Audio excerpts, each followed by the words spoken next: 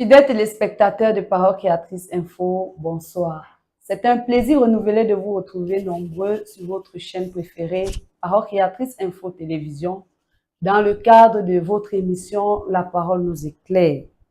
Nous avons l'honneur et le plaisir de recevoir sur ce plateau le missionnaire, le révérend Joël Sipouka, pasteur du Feu Divin Tabernacle à Kinshasa, RDC. J'ai une bonne nouvelle pour vous. L'Éternel a décidé de vous bénir. Nous allons nous entretenir en ce jour sur le thème de la bénédiction. Comment déclencher la bénédiction de Dieu dans notre vie? Alors, pasteur, bonjour. Bonjour ma soeur, bonjour beaucoup. Nous sommes heureux de vous recevoir sur des plateaux de Parole Créatrice Info. Oui, merci beaucoup. Alors, pasteur, comment se portent l'Assemblée de Kinshasa? J'allais dire du Feu Tabernacle. Oui, le Feu Divin Tabernacle se porte bien. Tous les officiels, vraiment tous les membres, il y a la paix, vraiment il y a l'harmonie, tout le monde vraiment se porte bien. Et aussi la famille se porte très bien. Je salue en passant mon épouse, Maman Esther, et mes enfants et mes 4 filles. Il y a Hope, il y a Meda, il y a Lys, il y a aussi Melvin. Vraiment que Dieu les bénisse là où ils sont à Kinshasa. Alors, pasteur, vous êtes un grand missionnaire et le Seigneur a voulu par sa grâce que vous venez aussi être une bénédiction pour le peuple camerounais. Comment se passe votre séjour au Cameroun? Non, le séjour vraiment se passe très bien. Vraiment, on a fait vraiment le travail de Dieu et nous sommes déjà presque à la fin de notre séjour, mais sinon ça a été merveilleux, c'était vraiment meilleur. Merci, pasteur. Avant d'entrer dans le vif du sujet, j'aimerais rappeler aux téléspectateurs qui nous suivent en ce moment que La Parole nous éclaire est une émission où on débat sur un thème à la lumière de la parole, de la Bible et du message du temps de la fin. Aujourd'hui, nous allons nous entretenir, comme je l'ai déjà dit, sur le thème « Comment déclencher les bénédictions de Dieu dans notre vie ». Alors, pasteur, sans plus tarder, qu'est-ce qu'une bénédiction? Oui, merci beaucoup ma soeur, c'est un grand sujet, c'est un grand sujet, comment déclencher les bénédictions dans la vie des enfants de Dieu. C'est un grand sujet qui a tourmenté le genre depuis l'ancien temps, depuis l'Ancien Testament, le Nouveau Testament et même dans notre âge ici.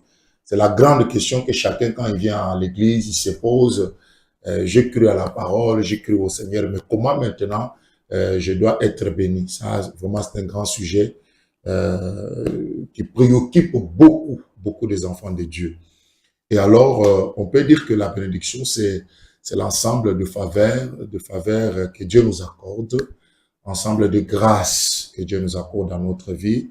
Donc, on peut parler de biens, on peut parler des choses, on peut parler des miracles, même quand Dieu fait un miracle, c'est une bénédiction. On peut parler des joies, on peut parler des secours, donc de cet ensemble-là de faveurs, de grâces que Dieu nous accorde. Cet ensemble-là, c'est ce qu'on appelle une bénédiction.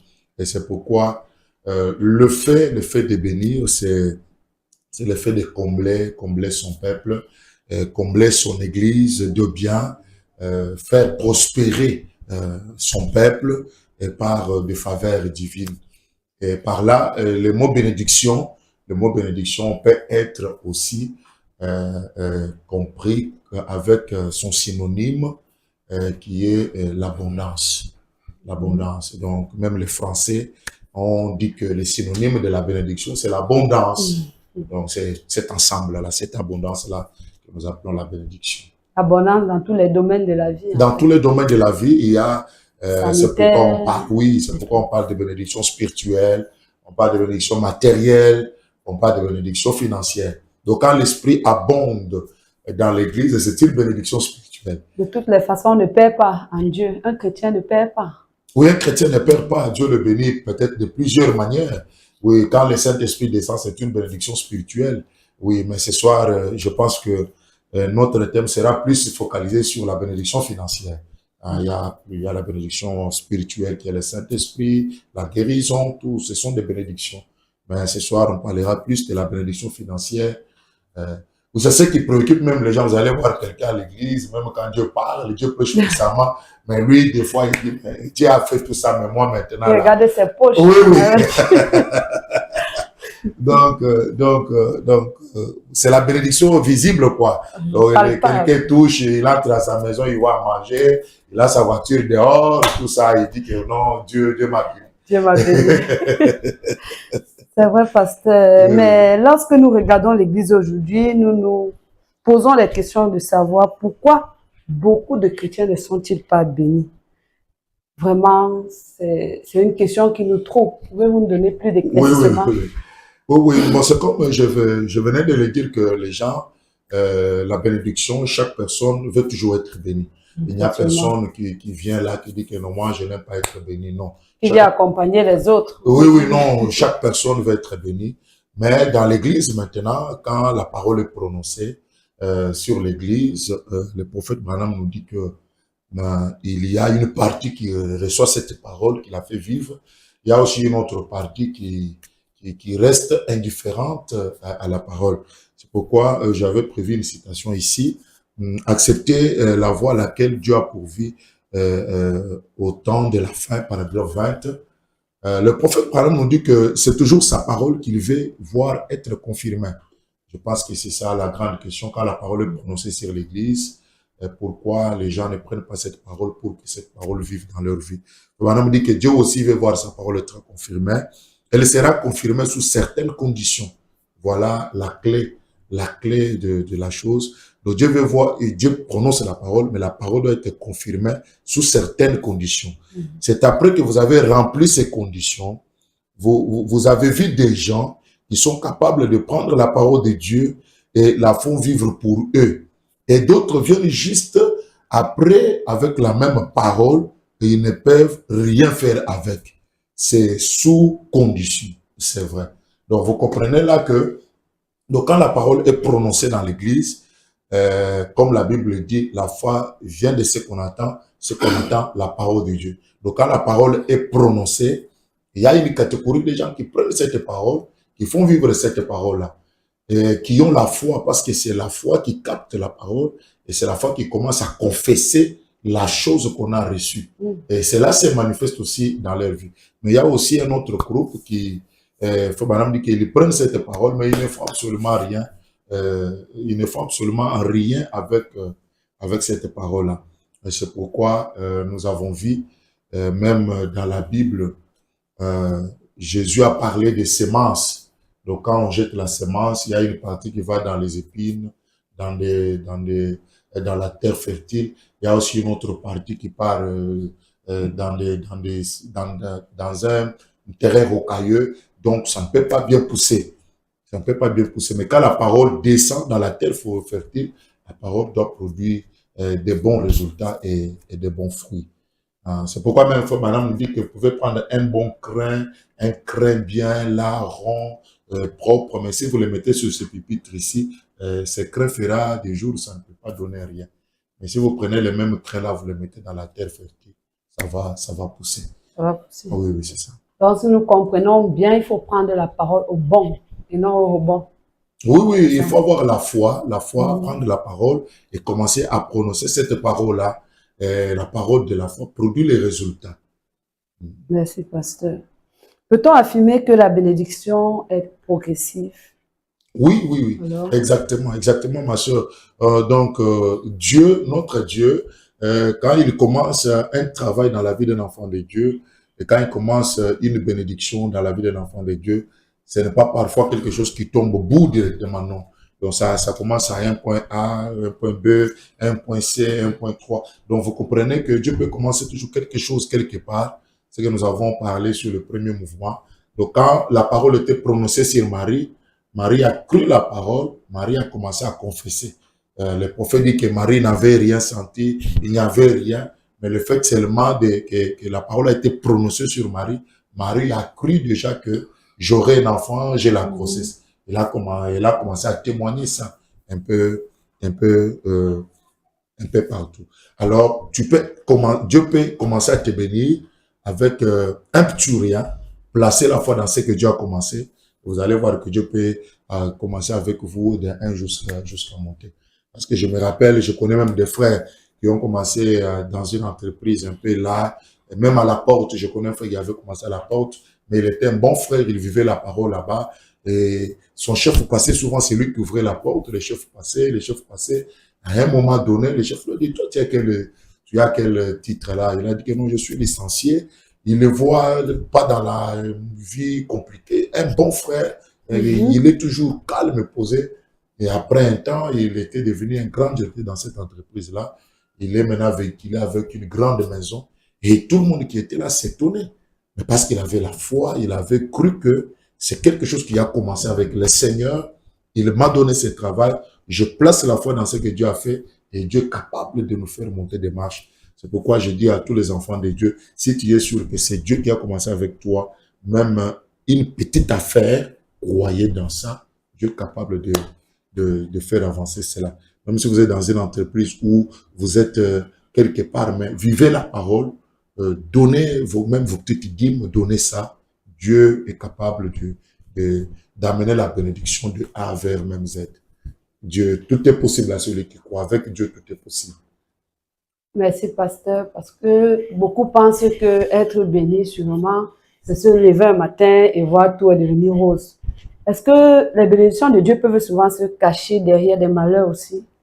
Oui, peut-être c'est un point qu'on parlera peut-être plus tard.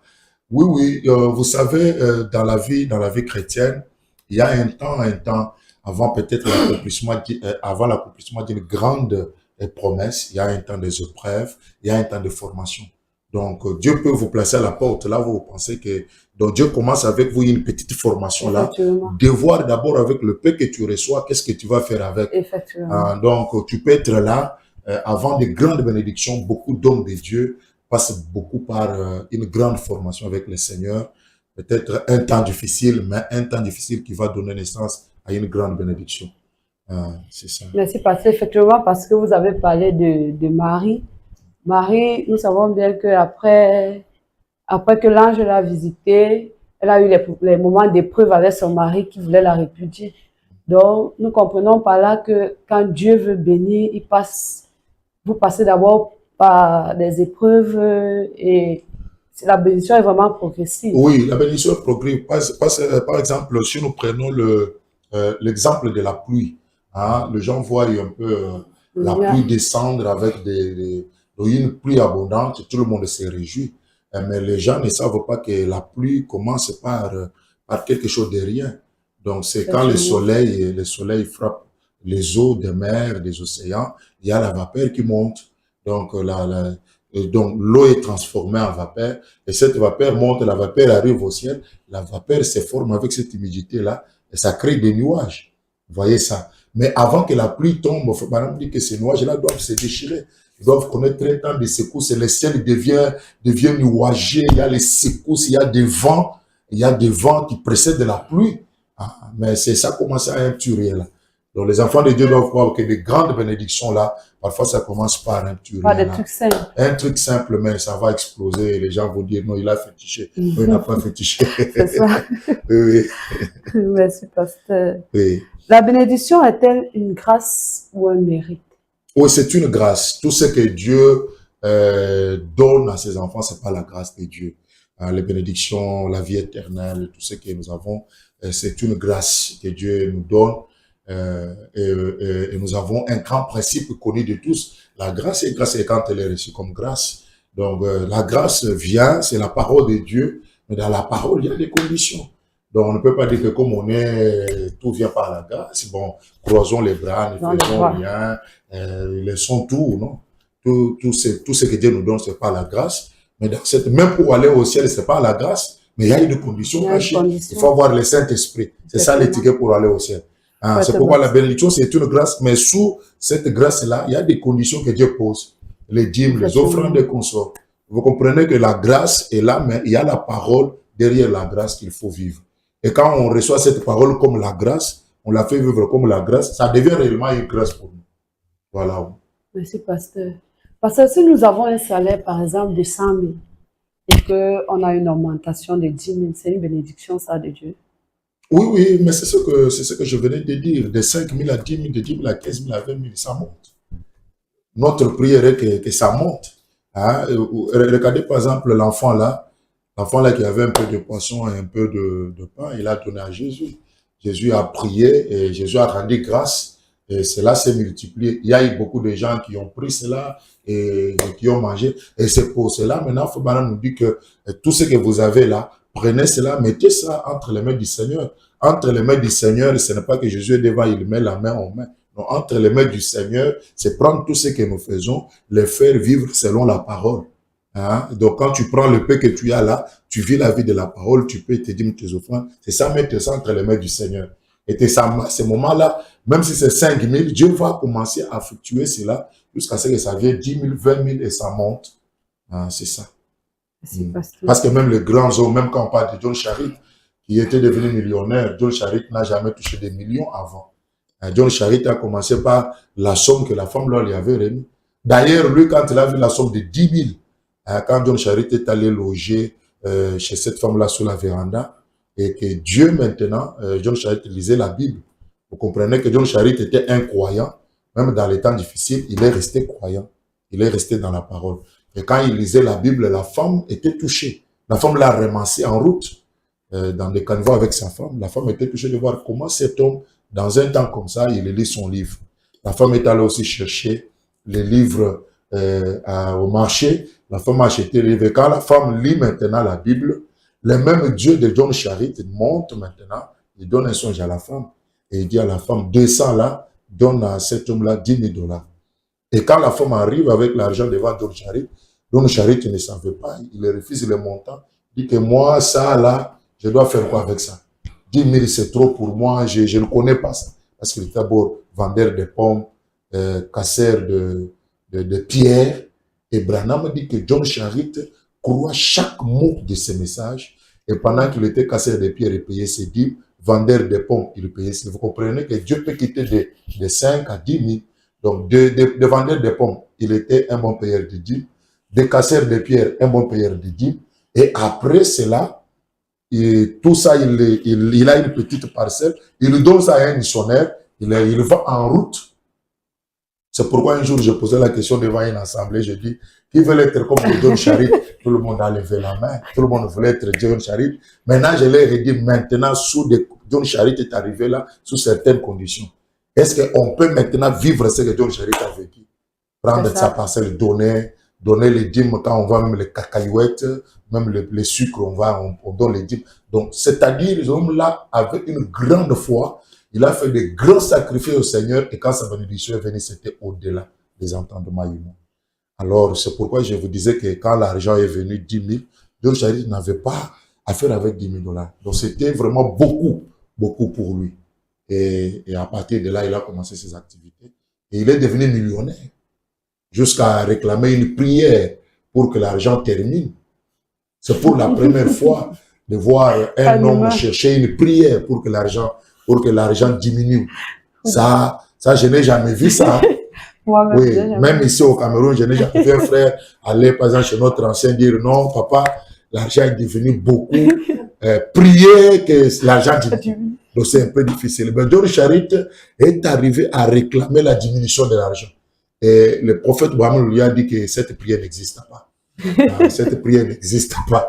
Mais si tu veux que ton argent diminue, arrête de payer la dîme. Vous comprenez que vous, les enfants de Dieu, l'épouse du Seigneur Jésus-Christ, tant que vous ne payez pas la dîme, c'est la descente. C'est la descente. C'est la diminution. C'est ça. Voilà, c'est un grand prophète. C'est pourquoi je vous dis qu'aujourd'hui, nous avons reçu un grand message, un puissant message qui devait nous amener tous à une grande bénédiction, mais il y a des gens qui ont encore les doutes. C'est le message. Vous trouvez des croyants dans des églises des années. Ils ne payent pas les dîmes, ils ne payent pas les offrandes, ils ne font même pas des dons. Parce que John Charit avait fait des grands dons. Oui, Dieu, il faut lui donner des choses. Alors, vous trouvez que nous avons aussi des croyants aujourd'hui qui ont reçu ce message, un message puissant, mais qui n'arrivent pas à vivre le message. Et c'est pourquoi on a beaucoup de problèmes, beaucoup de croyants qui pleurent, qui se lamentent. Beaucoup de pauvres même. Oui, ils se lamentent parce que dès que Dieu donne même un tout rien là, quelqu'un ne vient même pas à l'église. Moi, je suis pasteur, je connais ça. Donc, vous voyez un frère là, il est à l'église, là, en train de prier. Mais dès qu'il a un petit travail, vous ne le verrez plus encore. Vous l'appelez, il vous dit, non, pasteur, je suis encore au travail ici, les embouteillages. Mais je viens seulement. Le dimanche, là même, il vous dit que je suis fatigué. Et je me repose ici le dimanche.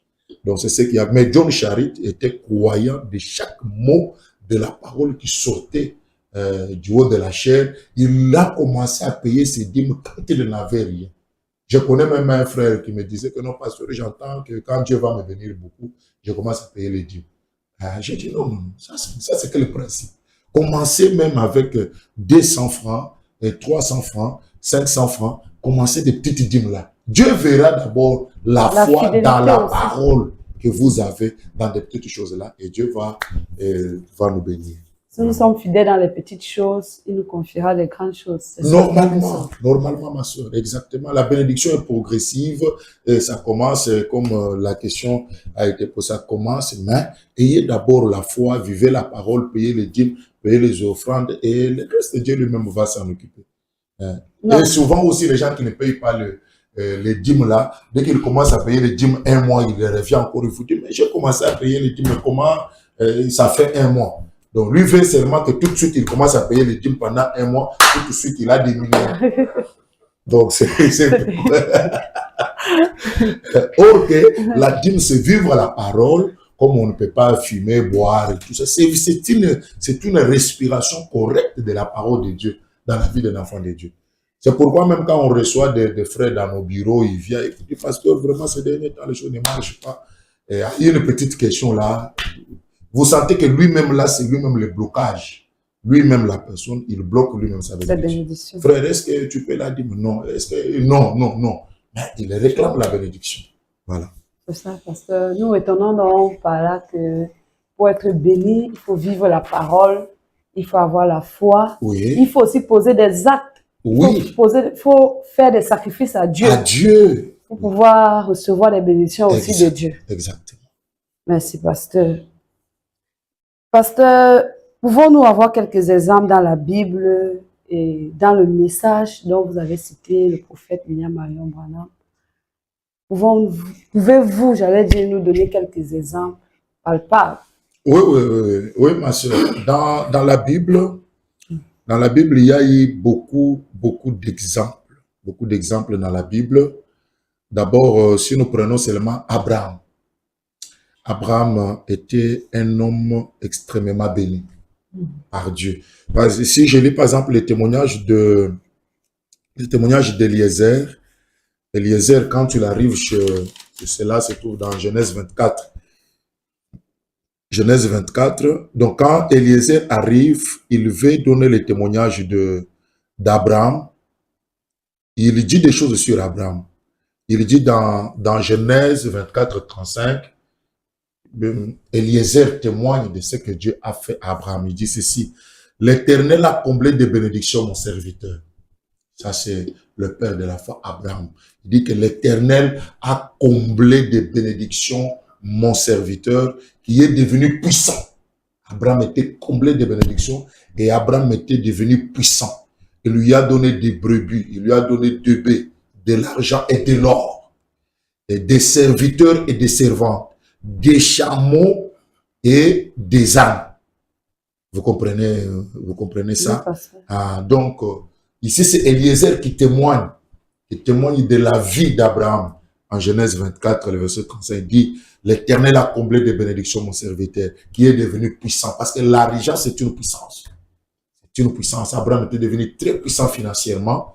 Et il lui a donné des brebis, des bœufs, de l'argent, de l'or, des serviteurs et des servantes, des chameaux et des ânes. Donc, d'abord, c'est le père de la foi lui-même, Abraham. Et Abraham, la Bible dit qu'il était une source de bénédiction dans la promesse que Dieu lui avait donnée. Et c'est notre père dans la foi. Quand Abraham était déjà comblé de bénédictions, il était béni. Et si vous regardez, cette bénédiction-là a suivi même la postérité d'Abraham. Si nous prenons Jacob, quand il est parti, il est revenu, il était un homme comblé de bénédictions. Il était un homme comblé de bénédictions. Donc c'est sûr que notre Dieu, quand nous venons à lui, il nous bénit aussi. Dieu, c'est un Dieu qui bénit. Alors on peut prendre Job, qui était un prince de l'Orient. Donc, vous comprenez que Dieu a travaillé avec des hommes extrêmement riches. Des hommes extrêmement riches. Comme Job, comme Jacob, comme Abraham. Donc, il y en a beaucoup d'autres. Si vous lisez même toute la Bible, vous sentez que Dieu a travaillé avec des hommes et des hommes extrêmement riches dans la Bible. Les gens témoignaient d'eux, ils parlaient d'eux dans la Bible. Donc ça, c'est dans la Bible. Dans les messages, comme je venais de parler de John Charit, il était un homme extrêmement pauvre, Dieu l'a béni. Nous avons Samader à qui Branham a prononcé la parole de bénédiction, que tu auras réellement cette concession-là pour construire ta clinique. Là, je parle à tous nos frères qui ont fait la médecine, les infirmiers. Ayez la foi que Dieu peut vous donner une concession, vous construisez votre hôpital. Donc, dans ces messages, on a vu toutes sortes de bénédictions. Samader, qui était un grand homme dans les messages. Il y a aussi un frère aussi dans les messages qui avait découvert, donc, Frère Branham a prié pour lui, et il avait découvert un médicament qui était, il y avait une épidémie là, comme la Covid. Il y avait une épidémie dans l'état de Frère Branham qui était surgie et les gens cherchaient comment être soignés.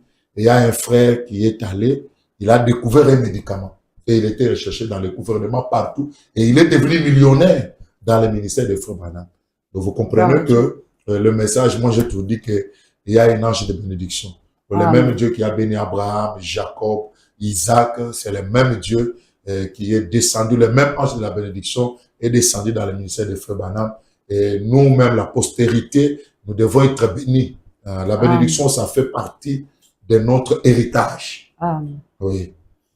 Ce que je remarque dans tous ces exemples, que ce soit biblique, que ce soit sous le ministère du prophète William Marion Branham, c'est que tous ces hommes, ce sont les hommes de foi, ce sont les hommes qui ont servi Dieu.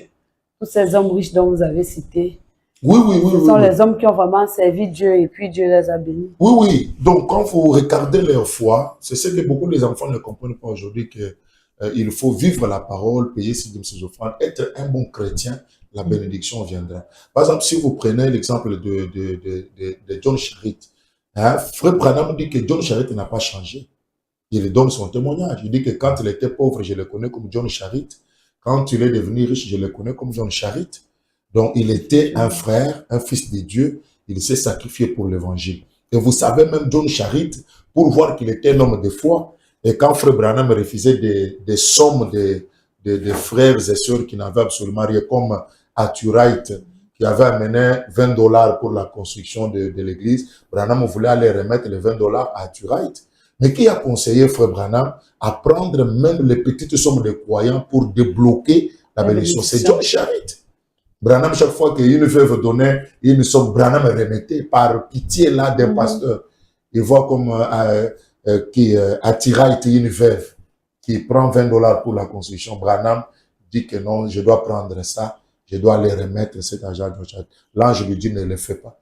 Et John Charit vient dire à Frère Branham, quand tu refuses cet argent, petit même que ce soit. Branham ne refusait pas par dédain comme on voit beaucoup de choses se passer. Non, il avait pitié de ses croyants, des gens qui souffraient. Vous savez, donc il avait pitié. Mais John Charit a donné conseil à Frère Branham que non, prenez cet argent-là, parce que quand vous refusez ça, ça bloque la vie financière des enfants de Dieu. Mais quand tu le reçois, ça débloque leur vie financière. Donc vous comprenez que c'était un frère. Il était un chrétien. Malgré l'argent, malgré ses millions, il apportait même un soutien à la parole de Dieu. Vous voyez? Donc, tous ces gens qui sont devenus des riches, c'était des serviteurs de Dieu, c'était des hommes de Dieu, c'était des enfants de Dieu, c'était des croyants, les gens vraiment qui servaient Dieu et qui avaient donné beaucoup pour l'évangile. Et qui ont aussi été éprouvés.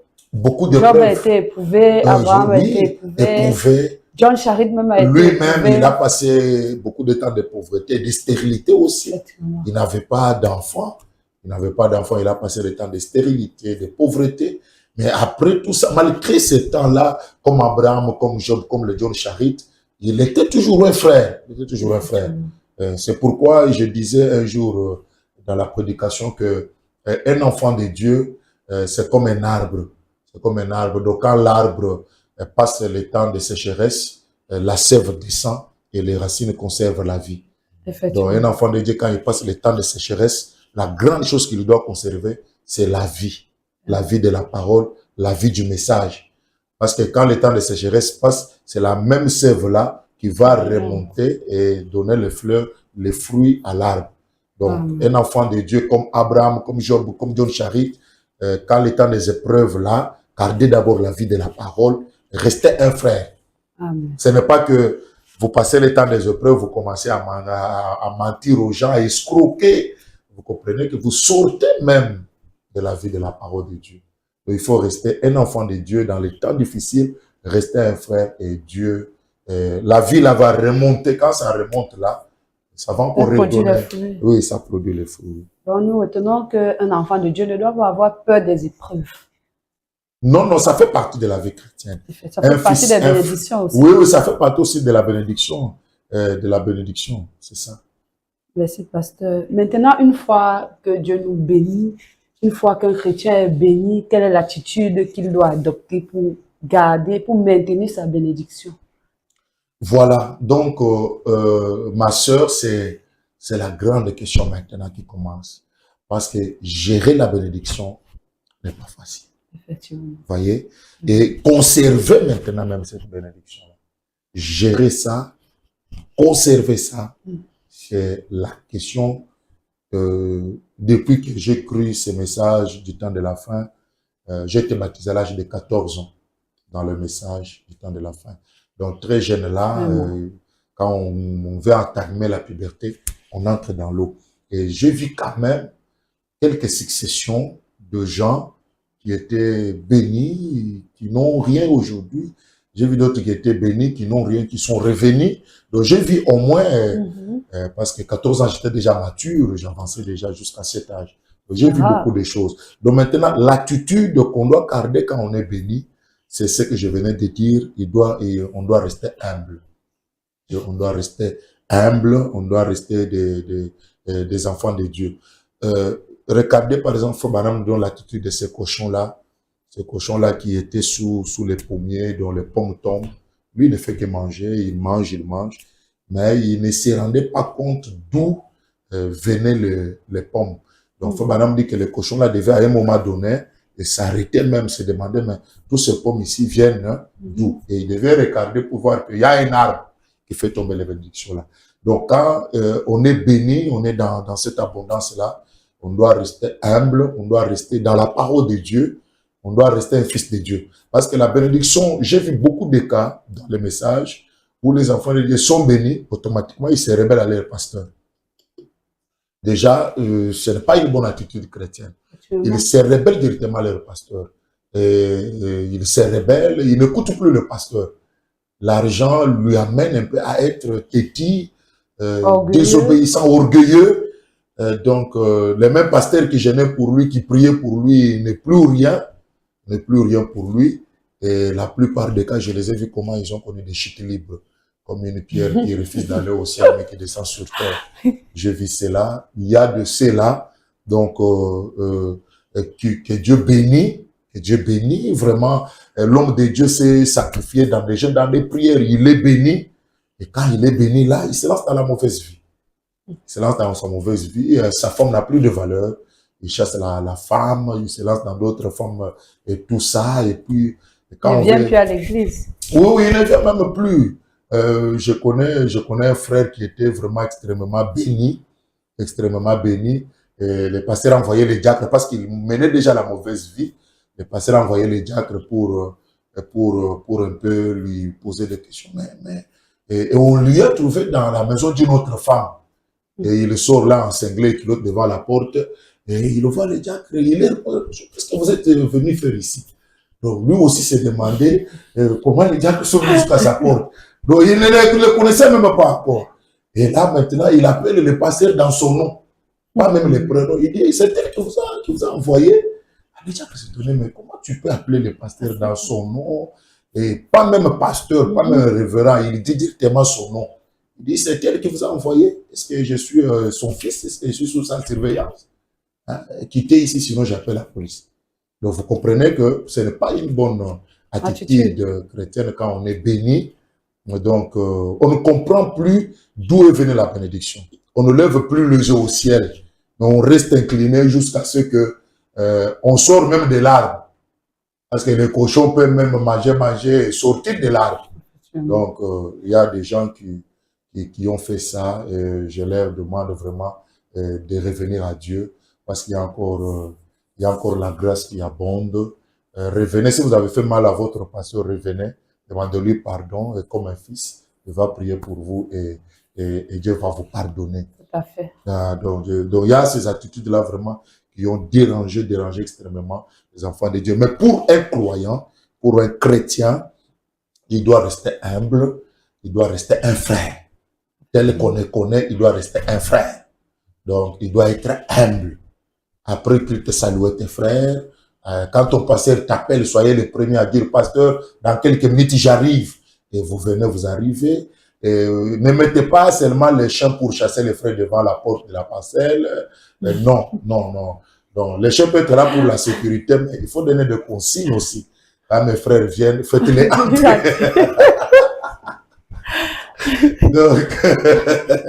Donc tout ça, ça fait partie des attitudes, comme bonne attitude ou mauvaise attitude, hein, qui arrivent souvent dans la bénédiction. Mais pour nous, on a beaucoup de conseils du prophète, on a beaucoup de conseils dans la Bible, de rester humble, de rester un fils de Dieu. Regardez l'attitude d'Abraham. Abraham était un homme très béni, il était un homme très riche. Regardez son attitude quand il y a eu des problèmes avec l'autre. Il dit à l'autre, non, toi choisis d'abord. Toi choisis, tu pars à l'est ou à l'ouest. Donc, vous voyez cette humilité-là, et l'autre a choisi. L'autre a choisi cela. Et quand l'autre est parti, quand l'autre a connu des problèmes, il a été enlevé par les rois, et toujours dans son humilité, Abraham est allé encore chercher son frère. Son frère qui était séparé de lui, mais malgré tout ce que Dieu lui avait donné, Abraham est allé encore là. Il est allé prendre son frère dans l'état où il est, le sauver de la main de l'ennemi. Donc, nous sommes appelés à rester frères et à nous entraider. Parce que l'homme qu'on néglige aujourd'hui, qui n'a rien, demain, il peut aussi devenir un homme puissant, riche. Et on doit vraiment être humble et s'entraider parce que nous avons un Dieu de surprise, un Dieu de paradoxe. Amen. Nous retenons par là que pour conserver la bénédiction que Dieu nous donne, il faut être humble, discret. Être humble. Il y a aussi un élément aussi que je voulais ajouter dans l'attitude. Donc, quand on a l'argent, Feu Banam nous conseille aussi dans la brochure investissement, de faire aussi des bons investissements. Oui, bien gérer, bien maîtriser les affaires et bien aussi investir. Branham n'accepte pas la bénédiction que vous investissez aujourd'hui. Demain, vous avez des millions ou maintenant là même. Non, donc Branham n'aime pas ça. Branham dit que chercher une bonne entreprise, une bonne société, que vous pouvez traiter les affaires avec eux et les investissements produisent progressivement des bénéfices. Par exemple, il y a des sociétés, des arnaques aujourd'hui qui viennent. On vous dit que quand vous donnez 50 000, on vous donne 250 000, vous donnez autant. Et beaucoup de frais sont tombés, même dans mon pays à cause de ça. Il y a des sociétés qui sont venues, les gens ont vendu des parcelles de frères. Ils savent que Branham n'aime pas ces jeux-là d'argent. Branham n'aime pas ces genres des affaires-là. Ils vendent les parcelles, ils mettent l'argent là-bas et on vous donne le premier versement. Vous dites aussi aux autres, et venez frère. Et quand vous venez là, le matin, vous venez, l'entreprise est fermée. L'homme là est parti, on ne sait pas, il est parti où on les cherche, on ne les retrouve plus. Donc vous comprenez qu'il faut voir de bons investissements, choisir de bonnes banques qu'il faut travailler, des gens qui ont déjà duré dans le domaine, qui ont l'expérience. Parce qu'il ne faut pas faire de mauvais investissements. Ça peut faire écrouler les enfants de Dieu.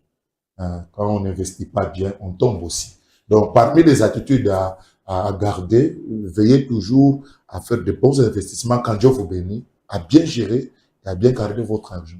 C'est pourquoi il faut marcher par la révélation. Oui, il faut toujours marcher par la révélation. Et chaque activité, chaque affaire qui vient devant vous, il faut prier le Seigneur avant de vous engager.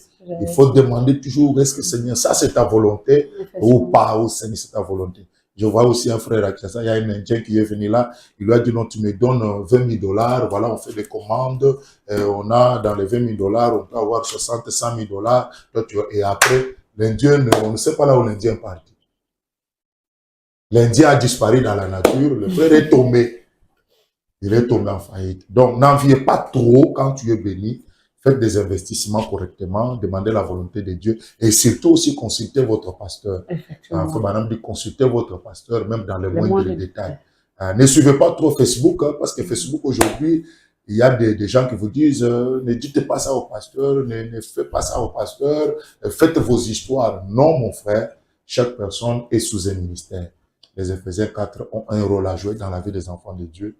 Allez consulter votre pasteur, c'est un homme de Dieu. Et il faut maintenant dire que si ton pasteur t'a amené quelque part, faites confiance, il vous amènera encore très loin. Donc, quand Dieu vous a béni avec le peu, vous êtes arrivé là avec votre pasteur. Mais pourquoi maintenant ne pas le consulter quand vous êtes déjà béni? Parce qu'il vous a amené jusque-là. Il a encore la possibilité, avec son Dieu, de vous amener très loin. Donc, c'est parmi les attitudes, on a ramassé un peu comme ça, qu'on doit garder quand on est béni. Parce que la bénédiction, vraiment, peut nous amener dans le mal ou dans le bon.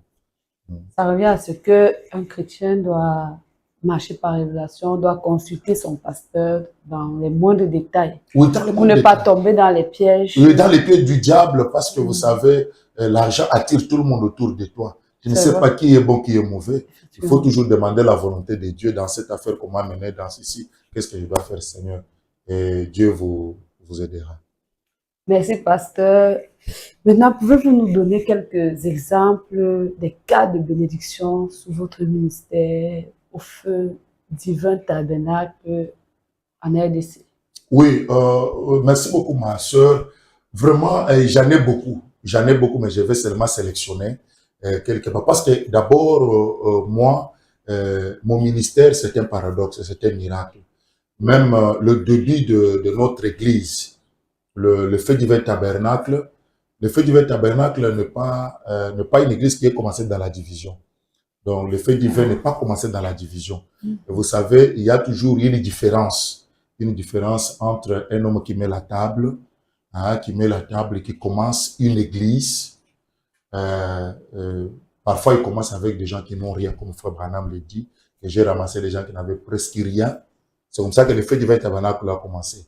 C'est pourquoi je n'ai pas de conflit avec ni mon ancien, ni qui que ce soit. Je n'ai aucun conflit. Je suis sorti dans la bonne et due forme et je suis arrivé, j'ai mis ma table.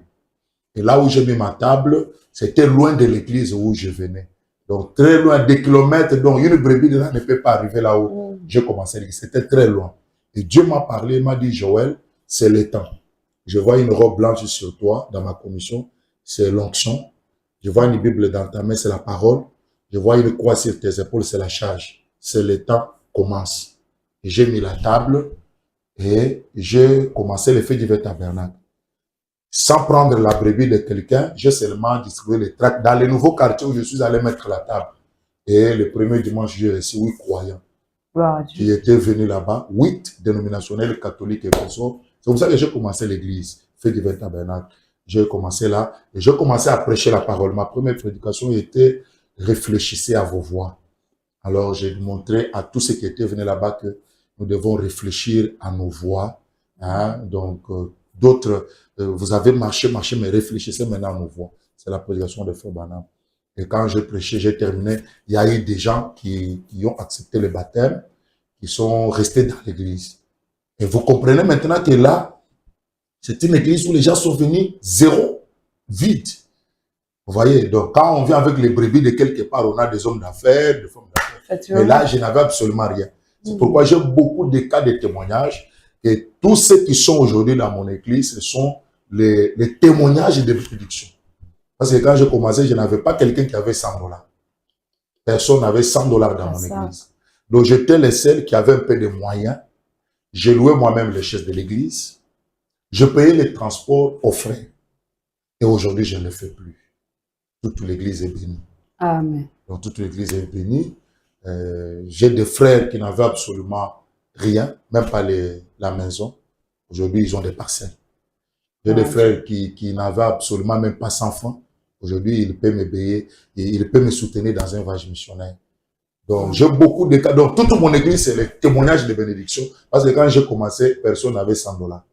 Et aujourd'hui, quand même, j'ai des frères qui ont des milliers de dollars dans l'église.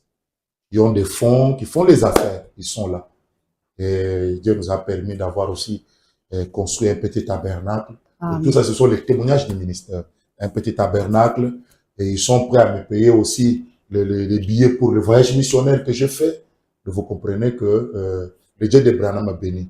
Parce que Branham m'a dit, j'ai ramassé des gens qui étaient absolument pauvres. Ils étaient pauvres, je les ai ramassés, et aujourd'hui, ils ont des comptes en banque. Ils ont des comptes en banque. Moi-même, Branham, j'ai fait 7 fois le tour du monde. Donc, Dieu nous a tous bénis. Quand Dieu bénit l'Église, le pasteur aussi est béni. C'est pourquoi vous m'avez vu là. Je suis en bonne santé. J'ai fait quelques vestes. Vraiment, que Dieu bénisse beaucoup. Fait du tabernacle. De leur soutien. De ce que Dieu est en train de faire avec nous. Et je leur apporte encore les paroles d'encouragement. C'est pour leur dire que là où Dieu nous a pris dans le néant, j'ai commencé l'église derrière une maison là. Derrière une maison. Et notre premier panier d'offrande, c'était une casserole. Donc, on a fait, parce que rien n'a été prévu, c'était la campagne. Et quand j'ai fini à prêcher, je voulais congédier les gens. On me rappelle que non, on n'a pas pris les offrandes. Alors, j'ai dit à la maman qui m'avait donné l'endroit, j'ai dit, maman, donne-moi une casserole là pour ramasser les offrandes. Donc, aujourd'hui, après 10 ans, parce qu'on a 10 ans d'existence, donc si nous enlevons les années de la maison, on a vraiment 7 ans. Parce qu'on a fait 3 ans derrière, et maintenant on a 7 ans. Donc, on est public. Mais le ministère a 10 ans. Non, le ministère a 15 ans. 15 ans. J'ai 15 ans. J'ai fait le ministère 5 ans avant de commencer l'église. Et dans les 5 ans, vraiment, c'était un ministère puissant, terrible. Et partout où je partais, on me dit, mon frère, avec ton ministère là, tu vas nous créer des problèmes dans nos églises. Tu vas commencer ta propre œuvre. Donc, je suis sorti avec les bénédictions de tout le monde. C'est ça. Alors. Parce que 10 ans, c'est une occasion de fête. Oui, exactement. Donc, ça tombe d'ailleurs le 19 juillet. C'est le 19 juillet 2015 qu'on avait commencé. Et bientôt, là, on aura 10 ans. Et moi-même aussi, mon anniversaire, c'est le 9 juillet. Le 9 juillet, ici, 40 ans. Donc, j'ai commencé l'église à 30 ans. J'ai commencé l'église à 30 ans, trop jeune. Et j'avais ma première fille qui venait de naître. Donc, et c'était aussi une bonne chose parce que j'ai fait un peu avant que je commence l'église, je sortais et j'ai connu vraiment 2 problèmes ou 3 problèmes. Ou quand je quitte une église, là, je rentre chez moi, quelques personnes dans l'église me suivaient la nuit pour me dire, papa, commençons une église avec vous. Et je pars encore quelque part, déjà, mais commençons une église avec nous. Et même moi, j'avais fait une promesse à Dieu. Je lui avais dit, je ne diviserai jamais l'église de quelqu'un. Si toi, tu m'as donné le ministère, je commencerai l'église en néant. Si c'est pour diviser l'église là, je resterai ministre dans notre église jusqu'à ma mort. Et quand Dieu a donné la commission de commencer l'église, je suis parti, j'ai mis la table. C'est pourquoi je conseille à beaucoup de ministres, beaucoup de fils de Dieu, d'être toujours derrière vos pères, d'être tranquille et d'être patient. Et d'attendre beaucoup le temps de Dieu. Et je me rends même compte que si j'avais écouté des petits mouvements de la rébellion que les gens me proposaient là, je ne pouvais pas être ce que je suis aujourd'hui. Je suis ce que je suis parce que j'ai eu des croyants qui sont... Parce que vous savez, quand vous prenez trop de croyants, il y a trop de rebelles. J'ai eu des croyants qui sont des catholiques, protestants et tout ça, des dénominationnels, que moi-même j'ai baptisé. J'ai commencé avec eux. Ils sont là maintenant, là même. À l'église, ils sont là. Ils me respectent, ils me croient, ils ont confiance en moi. Et certains sont des diacres, des administrateurs aujourd'hui. Il y a même d'autres maintenant qui sont ministres même. Parce que j'ai déjà produit 2 ministres dans mon église. Quand je suis, ce sont mes ministres qui prêchent là-bas. J'allais vous poser même la question, pasteur. Oui. Je veux savoir quand vous allez à la mission, comment... Oui, ce sont mes ministres. Ils sont de puissants prédicateurs. Ils sont 2. Donc quand ils vous prêchent là, vous sentez que... Ces enfants, c'est terrible. Ils sont 2 ministres, 2 serviteurs de Dieu. Tel père, tel fils. Oui. Donc, ils prêchent en rotation. 2 semaines, l'autre prend. C'est comme ça que ça se passe. Et il y a la paix, d'où je dis toujours aux enfants de Dieu que quand vous commencez bien, Dieu vous bénit. Tel que j'ai commencé là, Dieu m'a béni, Dieu bénit mon église. On est en paix. Je n'ai pas un endroit où je peux arriver, quelqu'un dit il avait pris ma brebis. Aucun dans la vie de Kinshasa. Donc, amen. Oh, merci, pasteur. Vous avez la liberté de dire un dernier mot aux chers téléspectateurs qui vous suivent en ce moment et qui vous suivront même plus tard. Oui.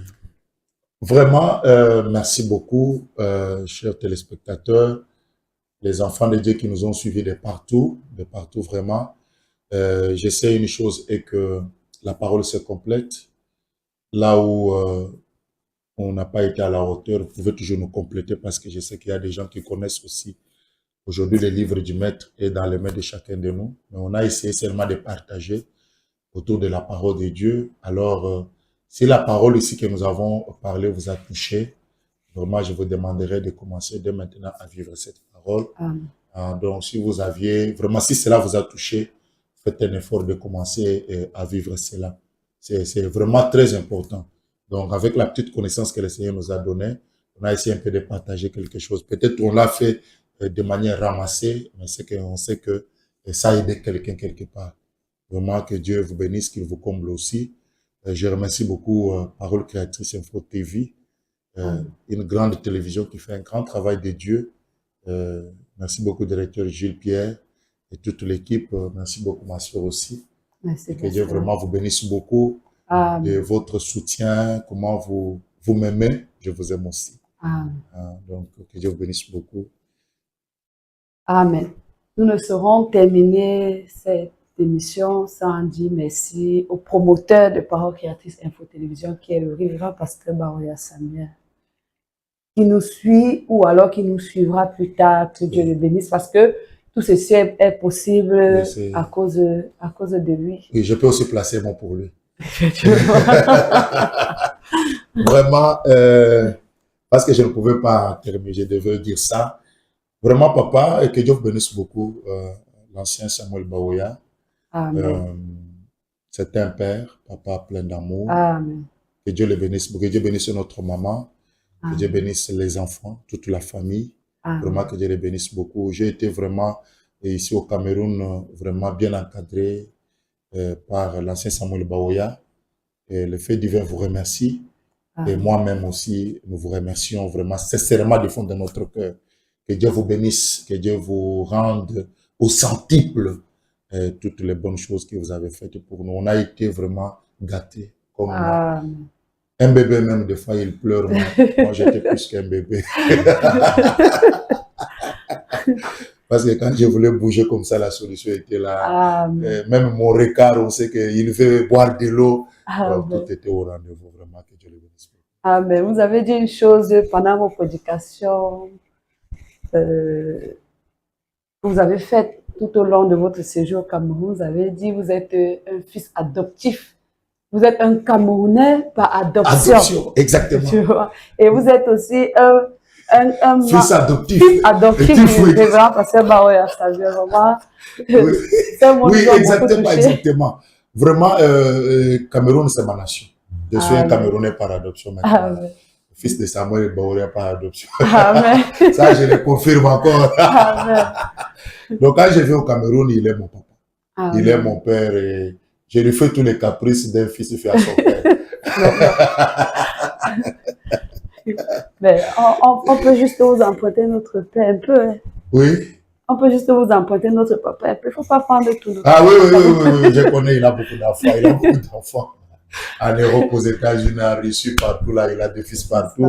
Et parmi les fils, nous sommes là. Mais sinon, si vous ne faites pas bien là, moi, je vais les ravir. Non, on va permettre ça.